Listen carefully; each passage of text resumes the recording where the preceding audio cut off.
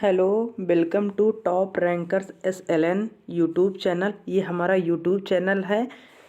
4 जनवरी 2025 का एक current affairs की क्लास है। ये जो फूल पत्ती वाली क्लास का ये हैंड नोट से आइए देखते हैं। पहला क्वेश्चन कि हाल ही में बच्चों और बुजुर्गों में ह्यूमन मेटानिमो वायरस यानी HMPV के मामले में तीव्रता कहाँ दर्ज हुई है। क्वेश्चन फिर से पढ़ते हैं कि हाल ही में बच्चों और बुजुर्गों में ह्यूमन मेटानिमो वायरस HMPV के मामले में तीव्रता कहाँ दर्ज हुई है। तो आंसर होगा चीन में यानी चाइना में। इसके सेम लक्षण जो हैं, जो ये HMPV है, ये जो वायरस है, सेम लक्षण एक कोविड-19 के समान है। इसमें भी सांस लेने में जो है तकलीफ़ होती है, खांसी जुकाम होता है, नाक बंद हो जाती है। इसमें जो प्रभावित होता है वो श्वसन तंत्र प्रभावित होता है। जो प्रभावित करता है ये वायरस HMPV वायरस यानी ह्यूमन मेटानिमो वायरस। इसमें जो है बच्चे प्रभावित होते हैं, वृद्ध प्रभावित होते हैं, जो कमज़ोर प्रतिरक्षा तंत्र वाले यानी कमज़ोर जो इम्यूनिटी सिस्टम जिनका कमज़ोर होता है वो लोग ये लोग ज़्यादा इसके चपेट में आ जाते हैं। चाइना में ये वायरस जो है बहुत तीव्रता से बढ़ा हुआ है। एक वायरस है CARS सार्स, जिसका फुल फॉर्म है सीवियर एक्यूट रिस्पिरेटरी सिंड्रोम। ये क्या है? ये कोरोना का एक वायरस है। कोरोना वायरस जो है SARS-2 जो है कोरोना का लक्षण था। इसमें भी श्वसन तंत्र प्रभावित होता है। श्वसन तंत्र इसमें भी प्रभावित होता है। अगर पूछा जाए श्वसन तंत्र की जो इकाई होती है उसको हिंदी में बोलते हैं कूपिका। क्या बोलते हैं? कूपिका। और इंग्लिश में बोलते हैं एल बुलाई। अगर पूछा जाए कि डिगा डिगा वायरस कहाँ आया था, तो अभी डिगा डिगा वायरस भी फेमस मतलब वायरल हुआ था खूब ज़्यादा। डिगा डिगा वायरस जिसमें जो है मरीज जो है डांस करने के उसमें हो जाते हैं। डिगा डिगा वायरस युगांडा में जो है ये आया था डिगा डिगा वायरस। डिगा डिगा वायरस कहाँ? युगांडा में। और स्वतंत्र तंत्र की इकाई को क्या बोलते हैं? कूपिका या एल बुलाई बोलते हैं। आइए देखते हैं दूसरा क्वेश्चन। दूसरा क्वेश्चन है कि हाल ही में संयुक्त राष्ट्र सुरक्षा परिषद के अस्थायी सदस्य के रूप में किस अफ्रीकी देश को चुना गया है। तो इसका ऑप्शन जो है आंसर सही है सोमालिया को। सोमालिया कौन सा है? अफ्रीकी देश है। सोमालिया को संयुक्त राष्ट्र सुरक्षा परिषद के अस्थायी सदस्य के रूप में चुना गया। और किसे चुना गया? आइए पूरा डिटेल में पढ़ते हैं। तो यूएनओ यानी यूनाइटेड नेशंस ऑर्गेनाइजेशन, इसकी स्थापना 24 अक्टूबर 1945 को हुआ था। इसका हेडक्वार्टर जो मुख्यालय न्यूयॉर्क यानी USA में है, अमेरिका में है। यूएनओ के 6 अंग हैं, यानी 6 जो है इसके अंग हैं, जिसमें सबसे महत्वपूर्ण है UNSC यानी यूनाइटेड नेशन सिक्योरिटी काउंसिल यानी संयुक्त राष्ट्र सुरक्षा परिषद सबसे महत्वपूर्ण है। ये इसमें 2 भाग हैं, 5 अस्थायी सदस्य होते हैं और 10 अस्थायी सदस्य होते हैं। जो 5 अस्थायी सदस्य हैं USA हुआ, रूस हुआ, फ्रांस हुआ, चीन हुआ। कौन कौन से? USA, रूस, फ्रांस, चीन और UK।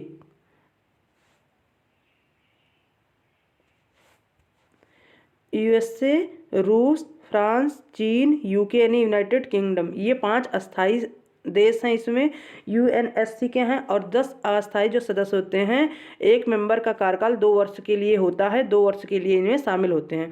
तो अभी हाल ही में UNSC के 5 मेंबर को शामिल किया गया है। जो 10 अस्थायी सदस्य हैं इसमें 5 न्यू मेंबर को शामिल किया गया है। अलग अलग कॉन्टिनेंट से, जैसे यूरोप से 2 देश शामिल हुए, डेनमार्क और ग्रीस को शामिल किया गया है।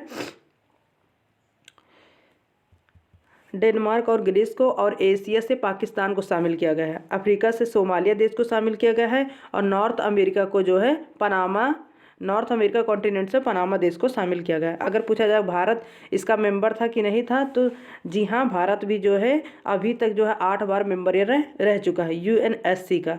भारत लेकिन अस्थायी मेंबर, भारत, ब्राज़ील, जापान ये अस्थायी मेंबर बनने की मांग कर रहे हैं।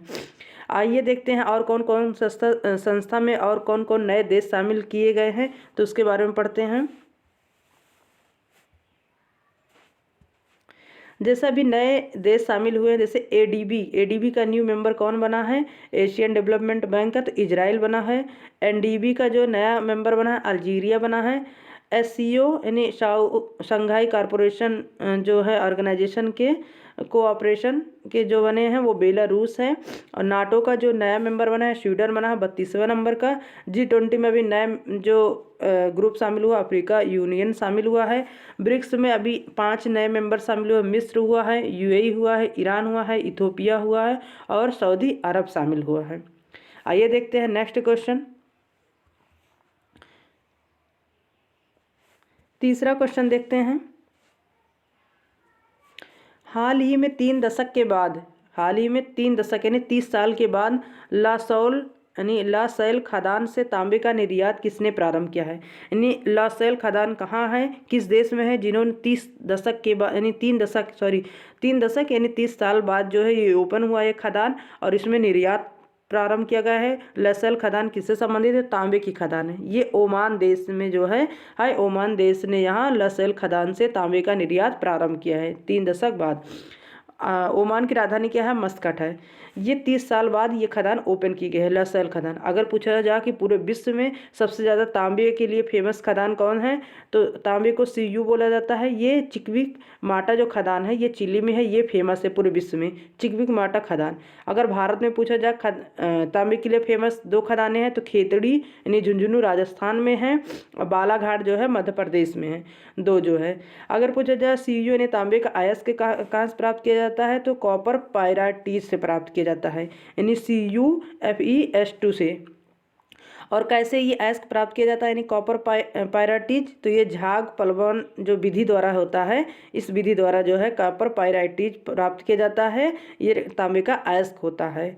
और अगर पूछा जाए कि इंडिया और ओमान के बीच जो सैन्य अभ्यास होते हैं वो 3 होते हैं, कौन कौन? अल नगा होता है, ईस्टर्न बीज होता है और नसीम अल बहार होता है। ओमान की राजधानी क्या है? मस्कट है। लासैल खदान कहाँ है? तांबे की खदान है, ओमान में है। और चिक्विक माटा खदान कहाँ है? चिली की है।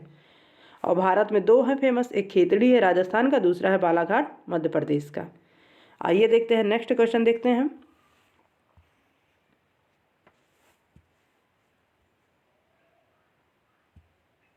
नेक्स्ट है कि वर्ष 2025 में और इसके बाद यानी 1 जनवरी 2025 के बाद जन्म लेने वाले बच्चों को नई पीढ़ी को क्या नाम दिया गया है? यानी वर्ष 2025 में और इसके बाद जन्म लेने वाले बच्चों को नई पीढ़ी को क्या नाम दिया गया है? तो जनरेशन बीटा नाम दिया गया है। अभी जो 1 जनवरी 2025 से 2039 तक जो बच्चे जन्म लेंगे उनको कौन सा जनरेशन में शामिल किया जाएगा? जनरेशन बीटा में शामिल किया जाएगा। इससे बाद कौन सी जनरेशन आएगी? 2039 के बाद तो जनरेशन गामा आएगी। लेकिन जनरेशन बीटा यानी 1 जनवरी 2025 से कौन सी जनरेशन चल रही थी? तो जनरेशन अल्फा चल रही थी, 2010 से 2024 तक चल रही थी, यानी एक जनरेशन 14 साल तक चलती है। और इससे पहले जो है जनरेशन जेड चल रहा था। जनरेशन जेड यानी 1995 से 2009 से जनरेशन जेड, उसके बाद जनरेशन अल्फा 2010 से 2024 तक, फिर उसके बाद जनरेशन बीटा अब चल रहा है 1 जनवरी 2025 से शुरू हो गया है, 2039 तक चलेंगे, और उसके बाद जनरेशन गामा आएगा। ये जनरेशन बीटा में इसमें कहा गया है कि जो इस जनरेशन बीटा में जन्मे जो बच्चे होंगे 1 जनवरी 2025 के बाद से, उसमें जो है AI का बहुत महत्व होगा, डिजिटल इंडिया हो जाएगा, यानी कंप्यूटर साइंस बहुत ज़्यादा महत्व हो जाएगा, पूरा सब चीज़ क्या हो जाएगा? डिजिटल हो जाएगा। इसलिए एक नई पीढ़ी का नाम दिया गया है जनरेशन बीटा। आइए देखते हैं नेक्स्ट क्वेश्चन देखते हैं क्या है। हाल ही में नेक्स्ट क्वेश्चन है कि हाल ही में भारतीय कृषि में डिजिटल क्रांति लाने के लिए प्रोजेक्ट विस्तार प्रारंभ किया गया। अगर पूछा जाए प्रोजेक्ट विस्तार किस लिए लॉन्च किया गया है, तो भारतीय कृषि में डिजिटल क्रांति लाने के लिए प्रोजेक्ट विस्तार प्रारंभ किया। किसने प्रारंभ किया है? तो IIT मद्रास और कृषि, भारत सरकार जो कृषि मंत्रालय है, ये दोनों मिलकर प्रोजेक्ट विस्तार लॉन्च किया गया है। इसमें क्या किया जाएगा? इसमें ये होगा कि कृषि संसाधनों तक सभी की पहुँच होगी, कृषि संसाधनों तक सभी की पहुँच होगी, और कृषि में जो है एग्री स्टार्टअप को मजबूत किया जाएगा, और एग्रीकल्चर को मतलब डिजिटली किया जाएगा। यानी भारतीय कृषि में डिजिटल क्रांति लाने के लिए जो है प्रोजेक्ट विस्तार लॉन्च किया गया था। अभी इससे पहले जो है एक प्रोजेक्ट ईशान चर्चा में था, प्रोजेक्ट ईशान। इसमें क्या किया गया था कि एक राष्ट्र एक हवाई क्षेत्र के लिए ये प्रोजेक्ट ईशान लॉन्च किया गया था। अगर पूछा जाएगा कि हमारे वर्तमान में जो कृषि मंत्री कौन है, तो शिवराज सिंह चौहान है। जो पूर्व मध्य प्रदेश के CM थे शिवराज सिंह चौहान, अभी वर्तमान में क्या है? हमारे जो केंद्रीय कृषि मंत्री हैं। नेक्स्ट क्वेश्चन देखते हैं। नेक्स्ट क्वेश्चन है कि हाल ही में 31वीं यानी 31 नंबर की राष्ट्रीय बाल विज्ञान प्रारंभ हुई है। 31वीं यानी 31st राष्ट्रीय बाल विज्ञान प्रारंभ हुई, कहाँ हुई? तो मध्य प्रदेश में। मध्य प्रदेश में कहाँ? तो भोपाल में प्रारंभ की है। इसका शुभारंभ कौन किया? तो सीएम मोहन यादव किए। सीएम यानी मुख्यमंत्री जो है मध्य प्रदेश के, उन्होंने मोहन यादव ने 31वीं राष्ट्रीय बाल विज्ञान को प्रारंभ किया है। इसका विषय क्या है? तो इसका विषय है स्वास्थ्य और कल्याण के लिए पारिस्थितिकी तंत्र को समझना। स्वास्थ्य और कल्याण के लिए पारिस्थितिकी तंत्र को समझना। अच्छा पूछा जाए अभी कौन से चल रही है? 31st राष्ट्रीय बाल विज्ञान है, लेकिन अगर 30वें यानी 30 नंबर का पूछा जाए तो ये कहाँ हुआ था? इसका होस्ट कौन था? तो गुजरात राज्य था। कौन था? गुजरात। और 31वें नंबर का जो है मध्य प्रदेश यानी भोपाल में हो रहा है। नेक्स्ट क्वेश्चन देखते हैं 7 नंबर का।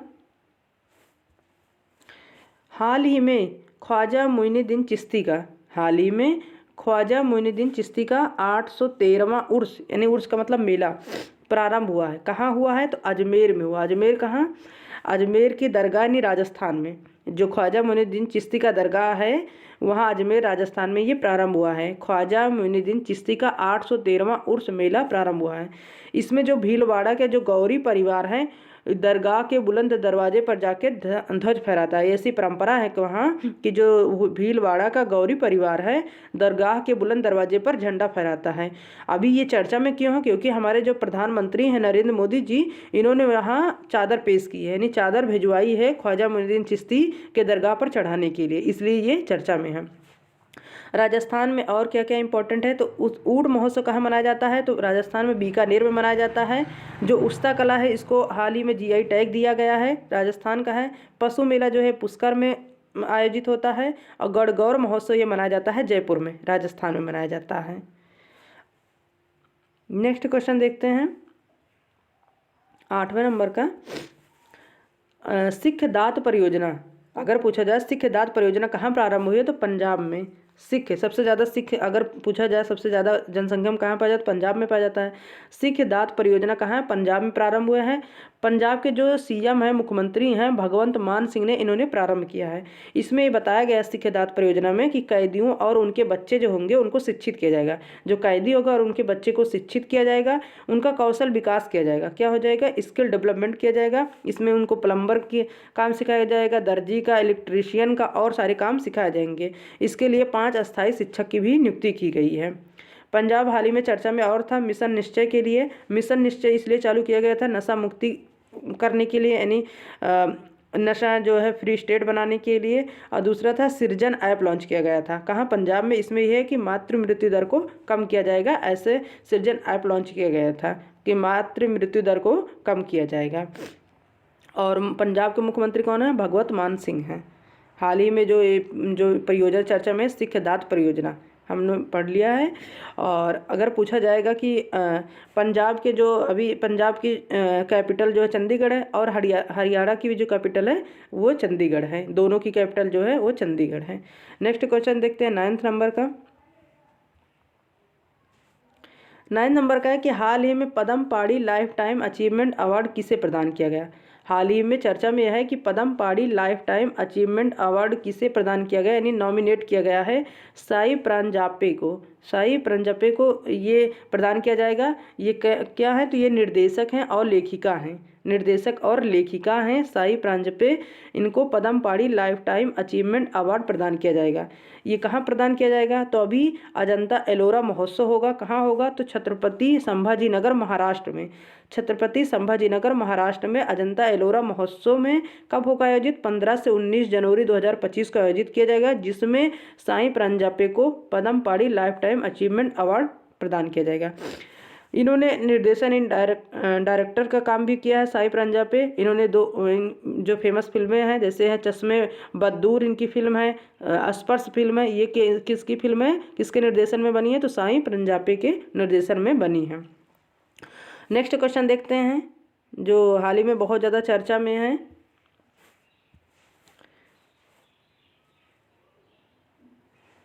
दसवां क्वेश्चन है कि हाल ही में एक पुस्तक है कौन सी पुस्तक है? जम्मू कश्मीर और लद्दाख युगों से। कौन से? जम्मू कश्मीर और लद्दाख युगों से निरंतरता और संबंधों का एक दृश्य आख्यान। पुस्तक का क्या नाम है? बहुत बड़ी पुस्तक, मतलब पुस्तक का नाम बड़ा है। इसमें इतना याद कर सकते हैं, जम्मू कश्मीर और लद्दाख युगों से, इतना याद कर सकते हैं। लेकिन हम पूरा पढ़ते हैं कि जम्मू कश्मीर और लद्दाख युगों से निरंतरता और संबंधों का एक दृश्य आख्यान। ये पुस्तक का विमोचन किसने किया है? तो विमोचन किए हैं गृह मंत्री अमित शाह जी ने। गृह मंत्री, हमारे जो गृह मंत्री हैं अमित शाह जी ने इस पुस्तक का विमोचन किया है। इस पुस्तक में क्या है? तो कश्मीर का इतिहास बताया गया है। अन्य क्षेत्रों से कश्मीर का संबंध कैसा था, इस पुस्तक में बताया गया है। कश्मीर में बौद्ध धर्म के बारे में बताया कि बौद्ध धर्म कैसे वहाँ था। और कश्मीर को ही गृह मंत्री जी ने बताया कि कश्मीर को कश्यप भूमि कहा है, इसलिए चर्चा में कश्यप भूमि कहा है। गृह मंत्री अमित शाह जी ने कश्मीर को कश्यप भूमि कहा गया है। और ये कश्मीर और लद्दाख दो यूटी में बदल गया है। पहले ये एक राज्य था, अब यूटी बन गया है दोनों। और जम्मू कश्मीर और लद्दाख दोनों अलग अलग हो गए हैं।